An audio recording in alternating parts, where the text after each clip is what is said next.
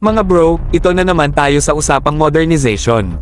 Kasama sa bagong Re-Horizon 3 phase ng revised AFP Modernization Project ang Philippine Navy, at exciting to dahil nagsimula na silang mag-procure ng bagong Landing Crafts Utility, LCU. Ang mga LCU na ito ay crucial sa pag-improve ng amphibious operations ng ating Navy, lalo na pagdating sa logistics at support missions, hindi lang during conflicts, kundi pati na rin sa peacetime emergencies. Kung titignan natin, itong mga LCU na ito ay hindi lang basta ordinaryong landing craft. Sila ang magiging backbone ng Philippine Navy pagdating sa paglipat ng mga tropa, supplies, at equipment mula sa malalayong lugar. Sa panahon ng emergency, lalo na kapag kailangan ng mabilisang response sa mga calamities or humanitarian missions, ang LCU ang sasabak.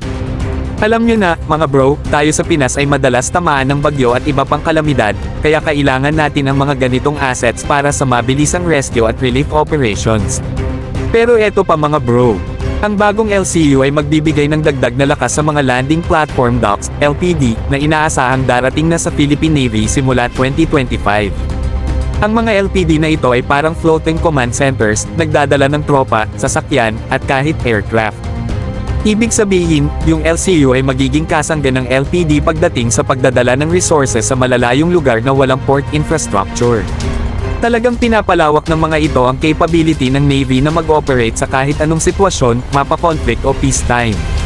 Sa usapang conflict lalo na sa West Philippine Sea, magiging mas madali para sa Navy na mag-deploy at mag-resupply ng mga assets sa mga forward operating bases o strategic positions sa mga disputed areas.